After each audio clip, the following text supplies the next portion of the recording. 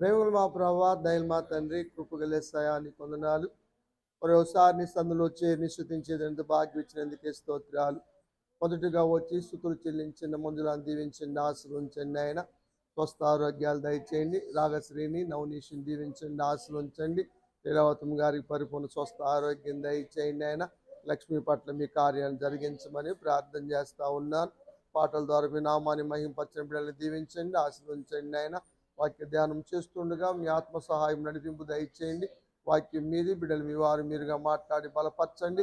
రావాల్సిన సకాలు నడిపించండి. వచ్చిన అందరినీ దీవించండి. కూటమి ఏర్పాటు చేసుకున్నటువంటి ఆయన సామ్రాజ్యం మమ్మల్ని దీవించండి, ఆశీర్వదించండి. షుగర్ను కంట్రోల్ పరచండి. మంచి ఆరోగ్యం దయచేయండి. మరి ముఖ్యంగా రవిని జ్ఞాపకం చేసుకోండి. నాయన చేస్తున్న జాబులో మంచి జాబు రావడానికి సహాయం చేయండి. ఇప్పుడు ఎంతో ప్రయాసపడతా ఉన్నాడు, కష్టపడతా ఉన్నారు. చూసుకున్న దేవుడుగా మీరున్నారు. బిడ్డ ప్రయాసలు నాయన మీరుగా తొలగించి నాయన శ్రేష్టమైంది, మేలైంది నాయన, ఉన్నతమైన దాన్ని మీరు అనుగ్రహించండి. నాయన వీడికి మంచి భవిష్యత్తు దయచేయండి. మంచిగా వివాహం కూడా జరిగేట్లానికి మీరు కృప చూపండి. నాయన మణికంఠాన్ని కూడా మార్చండి. నాయన దైవికంగా మా రక్షణలోకి రావడానికి సహాయం చేయండి. మీ దీవుల చేత నింపమని యేసు పరిశుద్ధ నామములో అడిగి వేడుకుంటున్నాను తండ్రి, ఆమేన్. మంచిది. పరీక్ష సమయం అన్న అంశాన్ని ఈరోజు మనం ధ్యానం చేయబోతూ ఉన్నాం. ఈ పరీక్షా సమయాలు దేనికి అంటే ప్రమోషన్ కొరకే. పరీక్ష తర్వాత స్టెప్ అన్నది పెరుగుతుంది. పరీక్ష ఉంటేనే కానీ మరి ఫెయిలా పాసా అన్నది ఉంటుంది. దాన్ని బట్టే ప్రమోషనా డిప్రమోషన్ అన్నది ఆధారపడి ఉంటుంది. దాని నిమిత్తము పరీక్షలు జరుగుతూ ఉంటాయి. అలాగే దేవుడు కూడా తన ప్రజలను పరీక్షించినట్టుగా వాక్యము తెలియచేస్తూ ఉంది. ఎందుకు పరీక్ష దేవుడు ఇశ్రాయేలును పరీక్షించాడు అంటే ఇశ్రాయేలీలు మరి పరీక్షా సమయములో దేవునికి ప్రార్థన చేస్తారా చేయరా అన్నది దేవుడు తెలుసుకుంటానికి కార్యం జరిగిన తర్వాత దేవుడు వారిని పరీక్షించాడు. అద్భుత రీతిగా ఎర్ర సముద్రాన్ని పాయలు చేసి అద్దరికి చేర్చాడు దేవుడు. శత్రువుల్ని జనముల్లోనే ముంచేశాడు దేవుడు. వారికి క్షేమస్థితినిచ్చాడు.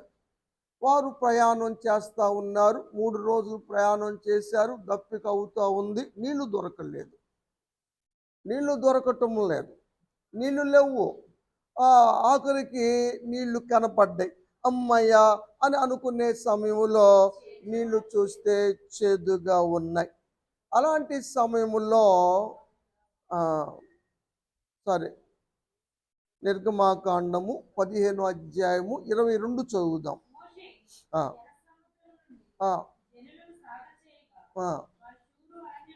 వారు శూరారణ్యంగా వచ్చారు. ఒడ్డు దాటిన తర్వాత 3 దినాలు నడిచారు. నీళ్లు దొరకలా. దప్పిక అవుతుంది. మారాకు చేరారు. అంటే నీళ్ళు ఉన్నాయి కానీ చేదుగా ఉన్నాయి.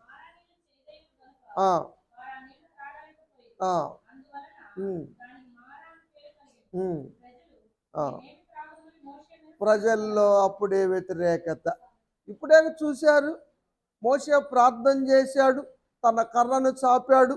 దేవుడు రాత్రంతా గాలి తోలించాడు, సముద్రాన్ని పాయలు చేశాడు, అద్దరికి చేర్చాడు. వాళ్ళు వెనక భాగంలో ఉండి ఫరో సైన్యానికి చీకటి కలుగు చేశాడు. వారు రాకుండా రథాలు కుంగ చేశాడు. చక్రాలు ఊడిపోయినాయి. ఆఖరికి మళ్ళీ సముద్రాన్ని పొరలు చేసి వారిని శవాలుగా మార్చాడు. ఎంత కార్యం దేవుడు చేశాడు? మోషేను బట్టి, మోషే ప్రార్థన బట్టి, మోషే నాయకత్వాన్ని బట్టి. కానీ అప్పుడే సనుగుళ్ళు మొదలైనాయి ప్రజల్లో. ఆ విధంగా చదువమ్మ. అప్పుడు మోషే గారు దేవునికి ప్రార్థన చేశాడు. అది వీళ్ళ భక్తిని చూశాడు, వాళ్ళ ప్రార్థన జీవితాన్ని చూశాడు, వాళ్ళు సనుగులు విన్నాడు. కానీ మరి నిలబడ్డటువంటి మోషేను బట్టి దేవుడు పరిష్కారాన్ని చూపించాడు. ఆ నీళ్లను మధురంగా మార్చాడు. ఆ, ఆ, ఇదంతా దేనికంటే పరీక్ష, కట్టడి. ఇలా అయితే కుదరదు. ఆ, మిమ్మల్ని నడిపించే నాయకుని మీద మీరు తిరుగుబాటు చేస్తే ఎలాగా? మీ ప్రతి అవసరానికి ఆదుకునేది ఆయన కదా. ప్రతి అవసరం మీరు చూశారు కదా, మీరందరూ కళ్ళారు చూశారు కదా, మీకు వచ్చిన సమస్యలు చూశారు కదా. అసలు మిమ్మల్ని బయటికి రప్పించటానికి కారణం ఆయనే కదా. పంపించాడే దైవ శక్తిని చూపించి, తెగుళ్ళు రప్పించి, మళ్ళా తెగుల్ని అణిసివేసి తొలగించి ఏ విధంగా తీసుకొచ్చాడు కళ్ళారు చూశారు కదా. మరి ఆయనకు లోబడిపోతే ఎలాగా? ఆయన మాట వినకపోతే ఎలాగా? సనుగోళ్ళు విరోధంగా మాట్లాడటాలు. ఎలా ఉంటున్నారు భక్తి జీవితం?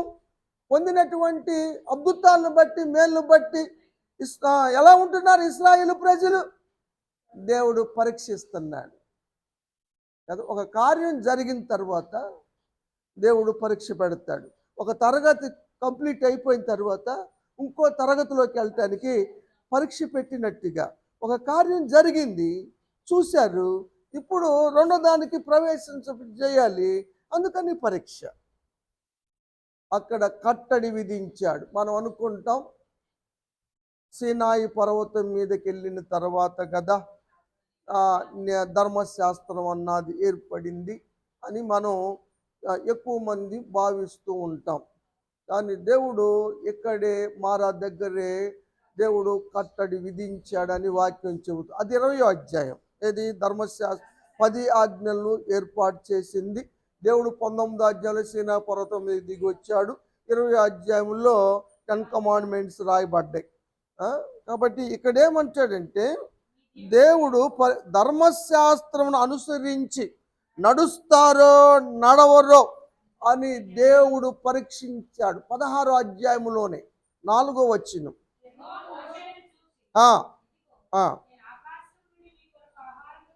కురిపిస్తాను,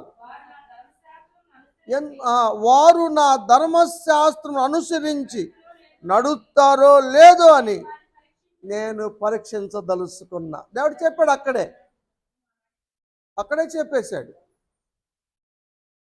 నిజంగా దేవుని బిడ్డలు, దేవుని ద్వారా మేలు పొందిన బిడ్డలు దేవుని యొక్క ఆజ్ఞ ప్రకారం నడుస్తారా నడవరా, విధేయులుగా ఉంటారా ఉండరా అన్నది దేవుడు పరీక్షిస్తాడు అన్న విషయము మనం ఇక్కడ అర్థం చేసుకోవాలని మీకు నేను తెలియజేస్తూ ఉన్నాను. పరీక్ష అయిపోయిన ప్రతిసారి వారేం చేశారు? వారేం చూశారు? దేవుని మహిమను చూశారు. 17వ వచనం లాస్ట్లో ఉంటుంది. 7వ వచనం లాస్ట్లో, మీరు యెహోవా మహిమను చూచెదరు. దేవునికి స్తోత్రం. పరీక్షలో గెలిచారా? దేవుని మహిమ మీ జీవితాల్లో కనబడుతుంది. దేవుని మహిమ కలిగిన కార్యాలు జరుగుతాయి. దేవుని మహిమ చూస్తారు. పరీక్షల్లో ఫెయిల్ అయితే ఏం చూస్తారు? ఉదేశన బండలే అక్కడే ఉంటారు. అంతే సంగతులు. కాబట్టి అర్థం చేసుకోండి. సనుగుళ్ళు సనుక్కోమాకండి, జరగలేదనమాకండి, మాకన్నా అన్నిలే బాగుంటున్నారు, అసూయ పడమాకండి. ఆశాపు ఏ విధంగా టెన్షన్ పడ్డాడో ఆ విధంగా టెన్షన్ పడమాకండి. ఆయన టెన్షన్ పడ్డా సరి చేసుకోగలిగాడు, నిలదొక్కోగలిగాడు కదా. ఆ విషయాన్ని గమనించాలి. ఇంకా దేవుడు వారిని వాగ్దాన దేశానికి తీసుకెళ్లే ప్రయాణములో ఉంచాడు. ఆ ప్రయాణములో దేవుడు పరీక్షించాడు.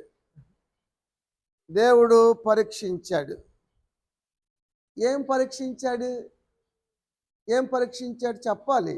చెప్పండి రా. నేను 22 సంవత్సరాలు చెబుతానే ఉన్నాను మీ మధ్యన. ప్రశ్న వేసినప్పుడు అని చెప్పపోతే అట్టమ్మా.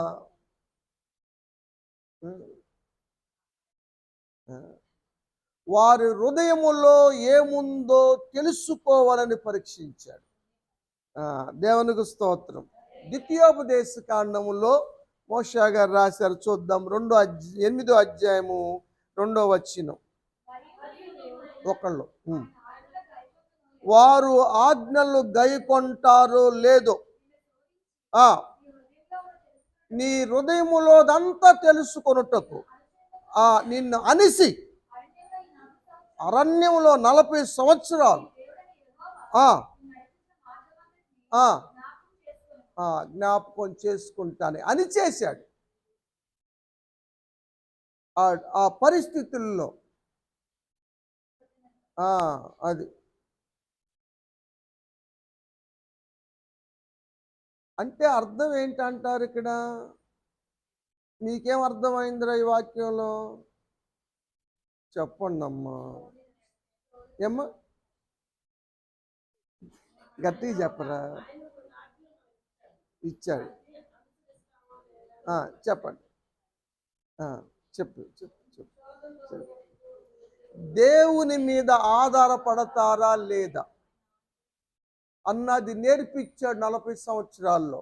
ప్రతి విషయానికి, ప్రతి అవసరానికి, ఏది కలిగినా, ఏది అవసరమైనా, ఏది తొలగించాలన్నా, అడ్డంకులు తొలగించాలన్నా, ఎరుకో గోడలు కూలిపోవటానికి అడ్డం వచ్చినవి, యోర్దాను నది దాటాలి, ఇవన్నీ కూడా దేవుని మీద ఆధారపడటానికే. ఏ రోజు ఆహారం ఆ రోజే కురుస్తుంది, దేవుని మీద ఆధారపడటానికే. ఇశ్రాయేలు ప్రజలకు దేవుడు నేర్పింది వారి హృదయముల్లో ఏమనుకుంటున్నారే కాదు, దేవుని మీద ఆధారపడుతున్నారా లేదా అన్నది కూడా దేవుడు చూస్తాడు. అదొక పరీక్ష. లేకపోతే కేవలము 11 రోజుల్లో కనాను దేశానికి వెళ్ళవచ్చు. కేవలం 11 రోజుల్లోనే ఐగుప్తు దేశము నుండి 11 రోజుల్లో కనాను దేశం వెళ్ళిపోవచ్చు. అలా వచ్చాడు అబ్రహాం గారు కూడా గతంలో. కానీ దేవుడు నేర్పించటానికి, తన మీద ఆధారపడేలా చేయటానికి, వారి హృదయంలో ఉన్న తెలుసుకుంటానికి దేవుడు వారి 40 సంవత్సరాలు తిప్పాడు. మామూలు కాదు, మామూలు విషయం కాదు ఇది. మనం పూర్తి మచ్చి చేస్తే అంటూ మచ్చి చేస్తాడు. మన మచ్చిని బట్టే ఉండదా మచ్చి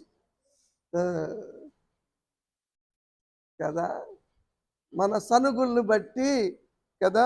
ఎంత చేసినా కూడా వాళ్ళు ఏం చేశారు? ఓర్పు ఏమైనా వచ్చిందా? ఓర్పు కలిగిందా? సనిగారు, విరోధంగా మాట్లాడారు. దేవుడు ఓర్పు నేర్పటానికి ప్రయత్నం చేశాడు. అందుకనే పౌలు గారు రోమీయులకు రాస్తాడు 5వ అధ్యాయము 3వ వచనంలో ఒక మాట. శ్రమలో ఓర్పు రావాలి. శ్రమలు వస్తూ ఉంటే నీలో ఓర్పు రావాలి. ఆ ఓర్పే పరీక్ష. ఆ పరీక్ష నీకు నిరీక్షణ కావాలి. కాబట్టి శ్రమల్లో దిగులు పడకూడదు, శ్రమల్లో కుంగిపోకూడదు. అలా చేసేవాడంత శాతకానోడు ఇంకొకడు లేడంటాడు సొలొమోను కదా. శ్రమ దినమున కుంగిపోతే వాడంత పనికి మానోడు, శాతకానోడు ఇంకొకడు లేడని జ్ఞాని అయిన సొలొమోను ద్వారాగా దేవుడు రాయించాడు, మనకు తెలుసు. కాబట్టి శ్రమలో ఓర్పు కావాలి, ఓర్పులో పరీక్ష ఉంటుంది. ఆ సత్యాన్ని మనం గమనించాలి. ఆ పరీక్షే నీకు నిరీక్షణగా అవుతుంది. శ్రమల ద్వారా పరీక్షించబడతాం. సంఘ బిడ్డలు శ్రమల ద్వారా పరీక్షించబడతారు. యేసయ్య శ్రమ రాదని చెప్పలేదు, దేవుణ్ణి నమ్ముకుంటే శ్రమలు లేవు అని చెప్పలేదు వాక్యం. అవును.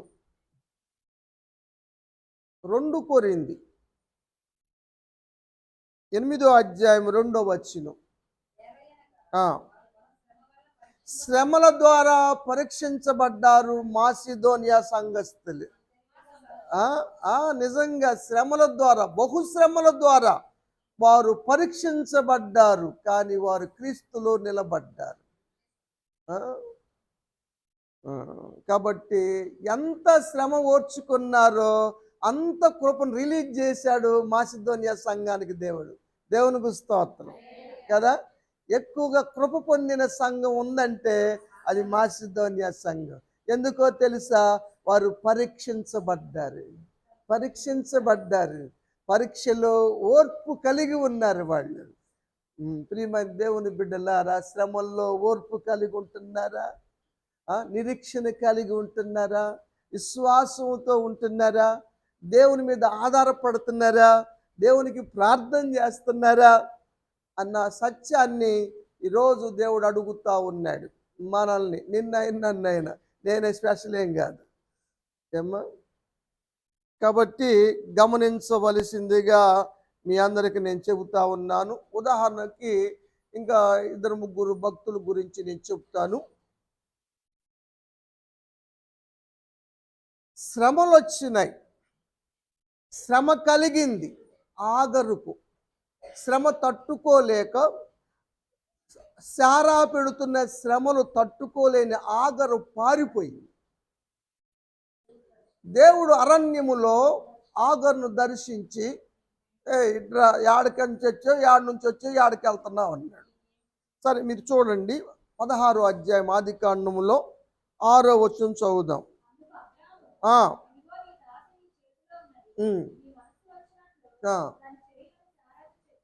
పర్మిషన్ ఇచ్చాడు భర్త గారు కూడా.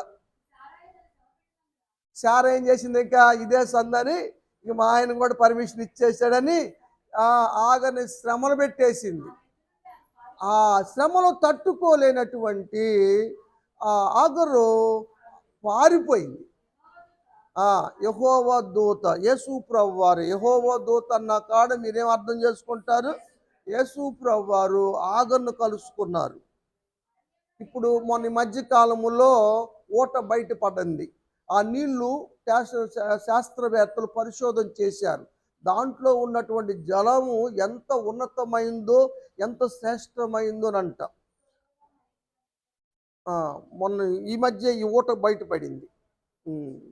అంటే ఇక రాకడి దినాలు వస్తున్నాయి. బైబిల్లో చెప్పబడిన అన్ని ఒక్కొక్కటి బయలుపరుచుకుంటూ దేవుడు తీసుకొస్తా ఉన్నాడు. చాలా శ్రేష్టమైన వాటర్ ఉబికి వస్తూ ఉందంట. చదువమ్మా.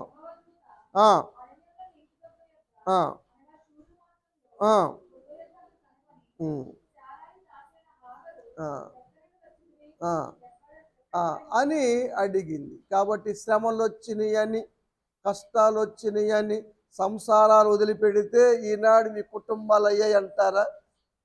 పెళ్ళైన కొత్తలో అత్త పోరు పడలేక, భర్తకు చెప్పుకోలేక, జ్ఞానం అంత సరైనటువంటి జ్ఞానం లేక, పూంతి దానికి అందుకు ఉప్పు ఎక్కువైందంటేనే సూట్ కేసు చదువుకొని వెళ్ళిపోయిన బ్యాచీలు మళ్ళీ రాకోకుండా ఉంటే కాపురాలు నిలిచాయి అంటారా?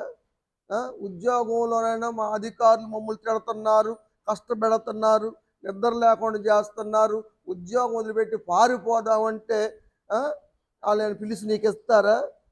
ఇస్తారా? ఊర ఖాళీగా బతకాల్సి వస్తుంది. దేవుని కృపతో ఏదో ఒకటి, గుడ్డి కన్నా మెల్ల రైట్ కదా. Something is better than nothing అని ఇంగ్లీష్లో సామెత తెలుసు కదా. మేడం గారు, లెక్చరర్ గారు చెప్పండి.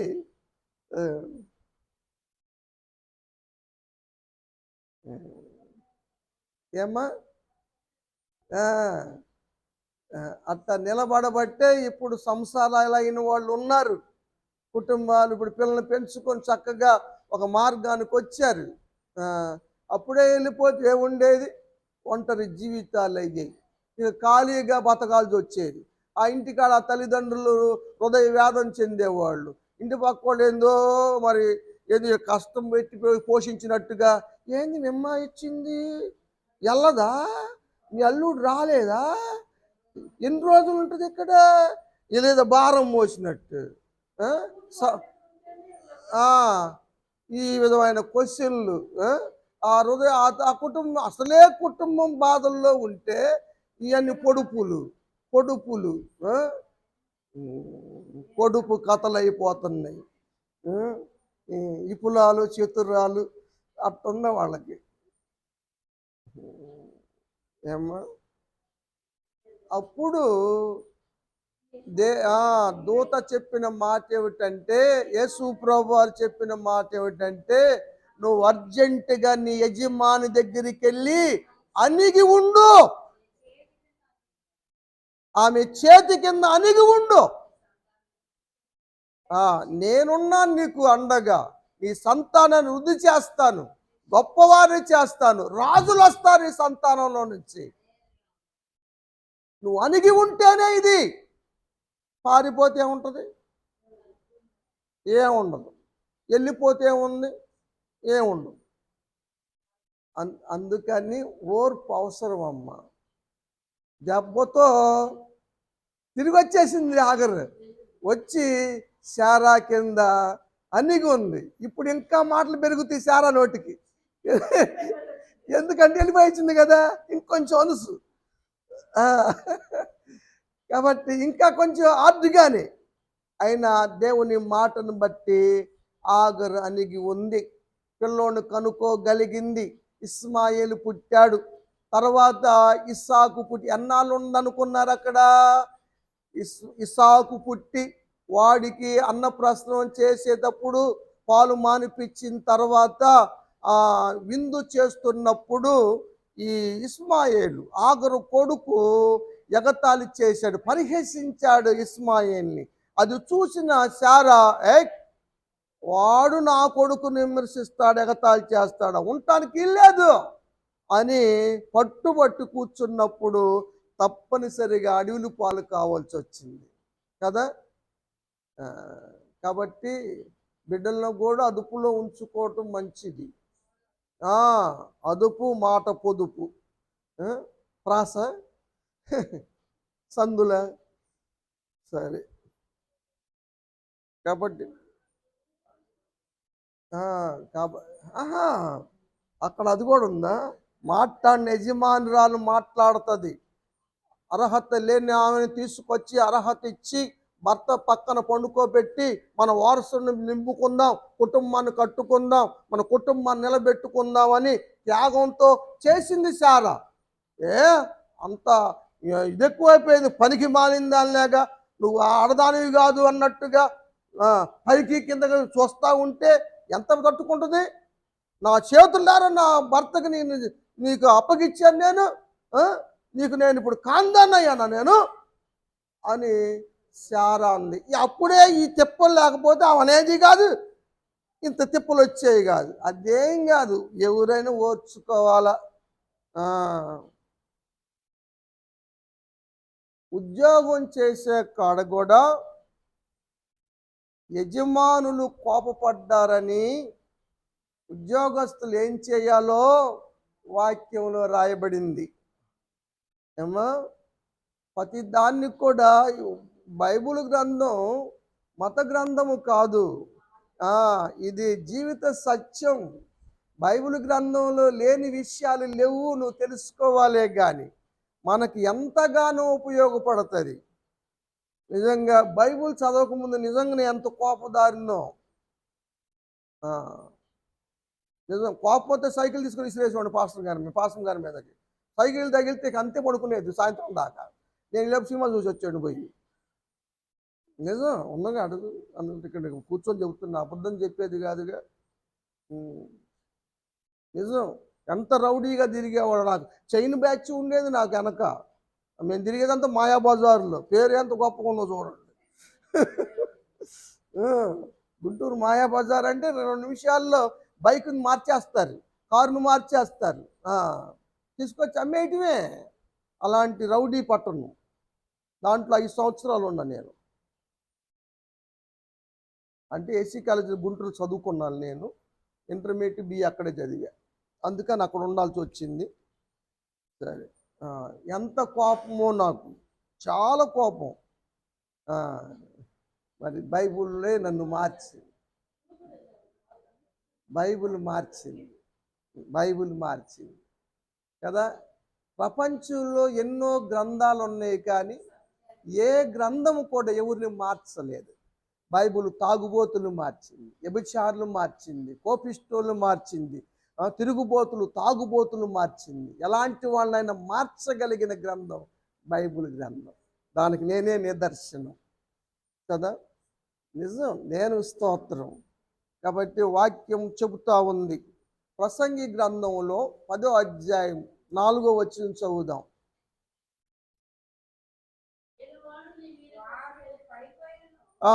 చదవమ్మా. 4 కరెక్ట్.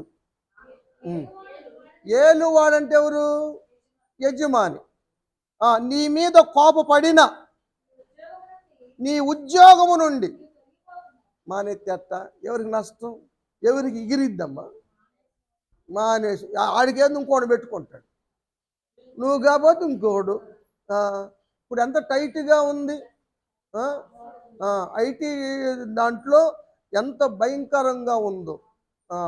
లక్షల మందిని తీసేస్తున్నారు. వందల మందిని కాదు, వేల మందిని కాదు, లక్షల మందిని తీసేస్తున్నారు ఉద్యోగాల నుంచి. ఇటువరకు సాఫ్ట్వేర్ మా అబ్బాయి అంటే నవ్వు, వాడికి ఏమున్నా ఉన్న పిల్లలు ఇచ్చేవాళ్ళు ముందు. సాఫ్ట్వేర్ అంటే ఇప్పుడు సాఫ్ట్వేర్కి హార్డ్వేర్ వచ్చింది. కాబట్టి ఓర్చుకుంటే ద్రోహ కార్యం జరగదు.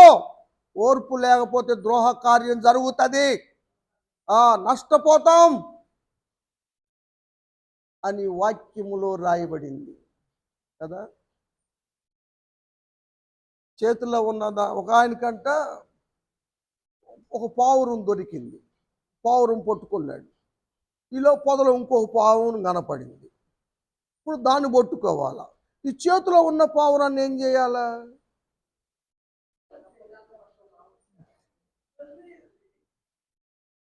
దీన్ని వదిలేస్తే దొరికిద్ద నమ్మకం ఏంటి? అది పోయింది ఇది పోయింది అంటారు చూసావా. ఇంక ముతక సామెతలు చెబుతారు కదా, అది పోయింది ఇది పోయింది, ఇంతే సంగతి కదా. ఉన్న దాన్ని విడిచిపెడితే చాలా నష్టం కదా. వచ్చిన తర్వాత వదులుకో. వచ్చింది అనుకో, అప్పుడు దీన్ని రిజైన్ చేసుకొని దీన్ని కంటిన్యూ చేయి. అది మంచిది. కానీ ఊహాగానాలు, వాళ్ళు చెప్పారు వీళ్ళు చెప్పారు, ఇది గ్యారంటీ అది గ్యారంటీ అంటే చాలా ప్రాబ్లం ఫేస్ చేయాలి. అది వాక్యానుసారము కాదు. ఆ సత్యం ఇక్కడ అర్థమైంది అనుకుంటాను మీకు. ఏలువాడు నీ మీద కోపపడినా నీ ఉద్యోగమును నువ్వు తొలగిపోవద్దు. ఓర్పు కలిగి ఉండు. ఓర్పు కలిగి ఉంటే నీకు దోహ కార్యం జరగదు. ఓర్పు లేకపోతే గొప్ప ద్రోహం జరిగినట్టే అని ప్రసంగి గారు రాస్తా ఉన్నాడు. ఒక్కోసారి ఎందుకంటే ఈ వ్యత్యాసాలు, ఇది కూడా ఒక పరీక్ష లాంటిదే. అదేంటంటే బుద్ధిహీనుడు, పనిపాటు చేయనోడు ప్రమోషన్లు వస్తే గొప్ప ఉద్యోగాల్లో ఉంటారు, వారికి శాలరీలు పెంచుతూ ఉంటారు, వాళ్ళ మాటలు నమ్ముతూ ఉంటారు. మనం నిజాయితీ పరులు, మనం ముక్కుసూటిగా పోతాం, మనం గ్యాస్ కొట్టలేము, మనకేం కష్టాలు ఎక్కువ, వాళ్ళు మాటలు చెప్పి బతికేస్తారు. సాకినంతా మనది, ప్రమోషన్ అంతా వాళ్ళది. అట్లా జరుగుతాయి ఒక్కొక్కసారి. అది కూడా ఒక పరీక్షే. 6వ వచనం చదువుదాం. అది కూడా ఉంది. బుద్ధిహీనులకి గొప్ప ఉద్యోగాల్లో ఉంచబడుతున్నారు. గనులైన వారు పనికిమాలిన ఉద్యోగాల్లో కింద కూర్చునే పరిస్థితి వస్తుంది. మనకన్నా మార్కులు రానోడు, మనకన్నా చదువు లేనోడు మన మీద అధికారిగా ఉంటున్నాడు. నాకేమనిపిస్తుంది, వీడు నా దగ్గర చూసి కాపీ కొట్టినోడు, నేను చెబితే పాస్ అయినోడు అని అనిపిస్తుంది. వాడు పైకి వెళ్ళాడు అని అనిపిస్తుంది. అయినా సరే ఏం చేయాలి? చదువమ్మ.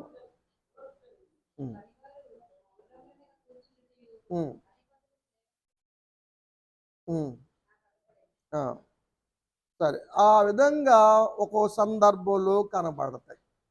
అయినా కూడా మనం అణిగి ఉంటే దేవుడు ఏం చేస్తాడంటే, పేతురు గారు రాస్తాడు మొదటి పత్రికలో 5వ అధ్యాయం 6వ వచనం.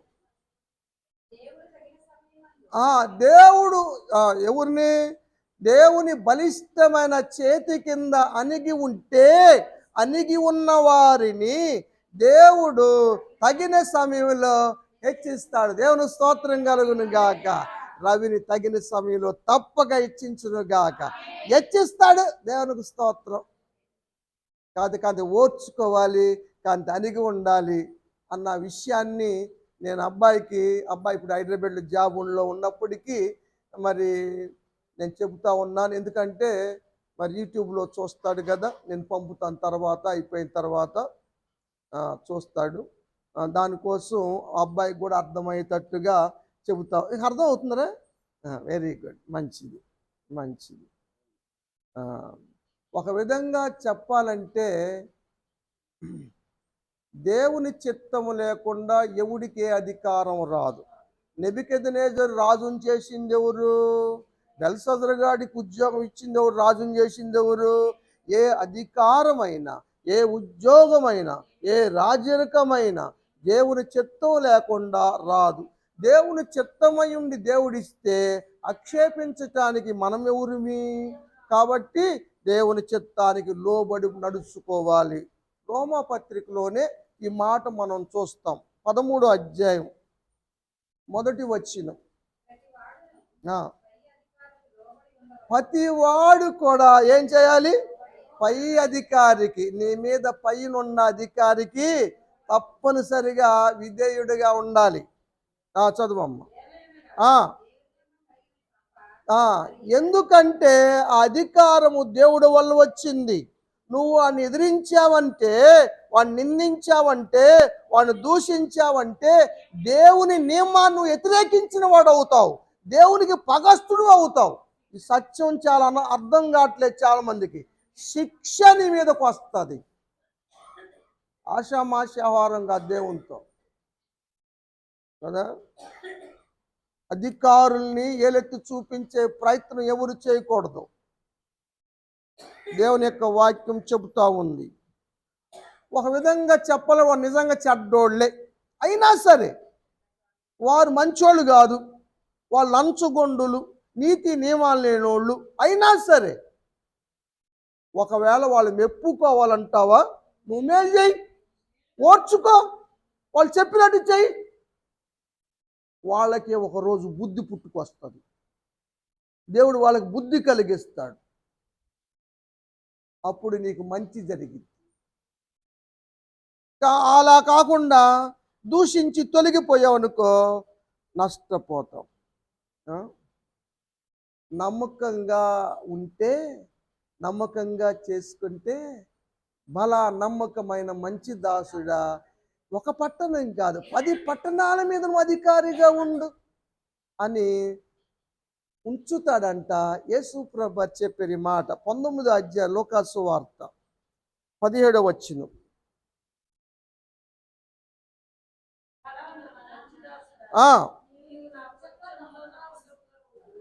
నమ్మకముగా ఉంటివి కనుక 10 పట్టణాలు. దేవునికి స్తోత్రం. నిజంగా మనం నమ్మకం, దేవుడు చూస్తూ ఉన్నాడు. అధికారులు చెడ్డోళ్ళైనా, మన కష్టాలు పెడుతున్నా, మనల్ని ఇబ్బంది పెడుతున్నా, రాత్రులు నిద్ర లేకుండా చేస్తున్నా, మనం సహించుకొని ఓర్చుకొని చేస్తూ ఉంటే మన నమ్మకత్వాన్ని చూస్తాడు. ఎందుకు చేస్తున్నాం? దేవుని మాటను బట్టి చేస్తున్నాం, నమ్మకంతో చేస్తున్నాం. దేవుడు చూస్తాడు, ఆ స్థితిని మారుస్తాడు. ఇప్పుడు రవి స్థితిని మార్చును గాక, మంచి గొప్ప స్థితిలోకి దేవుడు తీసుకెళ్ళును గాక, నియమించును గాక. దేవుడు చేస్తాడండి, దేవుడు చేస్తాడు. దేవునికి స్తోత్రం. దేవుడు చేయగలడు. మీకు అర్థమైంది కదండి? మంచిది. పౌలు గారు ఒకసారి తెలియక ప్రధాన యాజకును దూషించాడు. అక్కడ వాళ్ళందరూ అడిగారు, ఏమయ్యా నువ్వు అధికారం దూషిస్తావా? ఇన్ని కబుర్లు చెబుతున్నావంటే, అయ్యా నాకు వాక్యం తెలుసు, అధికారిని దూషించకూడదన్న సంగతి నాకు తెలుసు, కానీ అతడు ప్రధాన యాజకుడు అని నాకు తెలియదయ్యా అని పౌలు క్షమాపణ కోరాడు కదా. కాబట్టి దూషించకూడదండి. అపోస్తుల కార్యముల గ్రంథం 23వ అధ్యాయం 2వ వచనం. ఆ, ఉమ్, ఆ, వాడి నోటి మీద కొట్టండి అన్నాడు పౌలు గారు. ఆ, సున్నపు కొట్టిన గోడ. నన్ను కొడతారు నువ్వు. ఆ, నేను ఎవరిని అనుకున్నావు? దేవుని ప్రతినిధిని. దేవుడు నన్ను పాత్రగా వాడుకుంటున్నాడు కదా. నన్ను కొడతావా?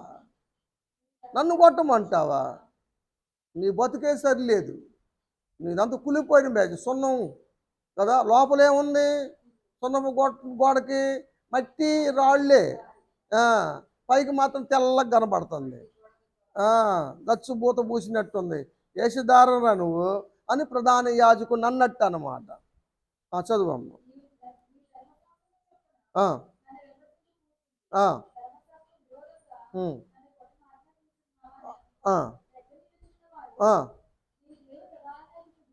ఏంటయ్యా పౌలు గారు, నువ్వేంటి ఎవరు దూషిస్తున్నావు? ప్రధాన యాజకుడు ఆయన. ఆ ప్రధాన యాజకత్వం ఎవరిచ్చారు? దేవుడిచ్చాడు. దేవుడిచ్చింది ఆయన నువ్వు దూషించవచ్చా? అమ్మో, నాకు తెలుసు, వాక్యం తెలుసు. ఏమన్నాడు?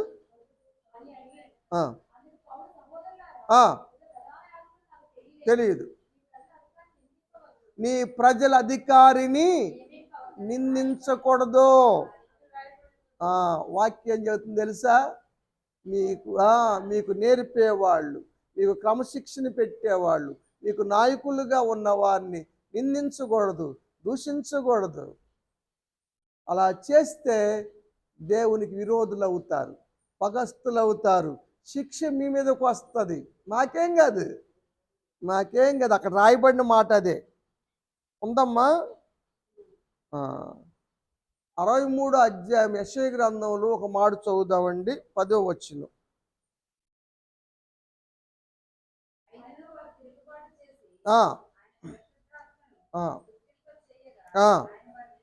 దేవుడు విరోధి అయిపోయాడు. దేవుడు చేస్తాడు యుద్ధం, మేం కాదు చేసేది. దేవుడు యుద్ధం చేస్తాడు మా పక్షంగా. కాబట్టి మీకే మంచిది. ఓర్పు కలిగి ఉండండి. గబాలను అనుకూడని మాటలు అన్నా, చెప్పకూడని విధానంలో చెప్పిన కోపంలో అన్నా మీరన్నా ఓర్చుకోవాలి. లేకపోతే మీకే నష్టం. అది మీ పక్షంగా ఉండి ఎవరైనా నీకు అధికారం ఇచ్చినట్టు చేస్తున్నావు నువ్వు అని నన్ను గద్దిస్తాడు. ఏది చేసినా ఆయనే. కాబట్టి దేవుని ప్రతినిధుల్ని ఎలా పడితే అలా మాట్లాడకూడదు. నువ్వు రహస్యంగా మాట్లాడుకున్నా, ముందు మాట్లాడినా, వెనక మాట్లాడుకున్నా, ఎక్కడ మాట్లాడినా దేవుడు చూస్తాడు, వింటాడు. హృదయ పరిశీలకుడు ఆయన. కాబట్టి పరీక్షకు లోనవుతామన్న విషయాన్ని మనం చూద్దాం. బానిసలుగా పట్టుకొచ్చారు, బలవంతంగా కల్దీల భాష నేర్పిస్తూ ఉన్నారు, అపవిత్రమైన భోజనాలు పెట్టి తినాల్సిందని ఆజ్ఞాపిస్తూ ఉన్నారు. వాళ్ళు ఏమన్నారు? ఆ అధికారితో మాట్లాడుకొని సమ్మతపరుచుకొని పరీక్ష చేసుకొని 3 సంవత్సరాలు వాళ్ళు ఎట్టుకు రాగలిగారు. మేముండం, మేము చదవము, ఇక్కడ మేముండం అన్నారా? సమ్మతింప చేసుకున్నారు, చక్కగా చేసుకున్నారు. ఏ రాజు అయితే వాళ్ళని ఇబ్బంది పెట్టాడో ఆ రాజు చేతే దేవుడు హెచ్చింప చేశాడు కదా. ఏ సంస్థల్లో అయితే ఇబ్బంది పెడుతున్నారో ఆ సంస్థల్ని గొప్ప పోస్టులో ఉంచుతారు. దేవుడు చూస్తున్నాడు. అందుకే ఈ పరీక్షలు, విశ్వాస జీవితంలో పరీక్షలు వస్తూ ఉంటాయి కదా. షడ్రక్ మేషక్ అబేద్నెగోను కూడా ఇబ్బంది పెట్టాడు నెబుకద్నెజరు. మళ్ళీ ఆయనే తీసుకెళ్ళి బబులోను దేశం మీద హెచ్చించాడు. 3వ అధ్యాయం 30వ వచనం చూద్దాం. టైం అయిందిరా. షడ్రక్ మేషక్ అబేద్నెగోలను హెచ్చించాడు. వాళ్ళే ఏ రాజు అయితే వాళ్ళని కోపడ్డాడో, అత్యాగ్రహం పొందాడో, మంటను ఎక్కువ చేయండిరా అన్నాడో ఆయనే తీసుకెళ్ళి హెచ్చించాడు. దేవుడు చేపించును గాక. ఆ విధంగా రవి పట్ల దేవుడు వేద్యవాడి న్యాయం జరిగించును గాక. దేవుడి మాట దీవించును గాక. ఆమె అత్యంత లటి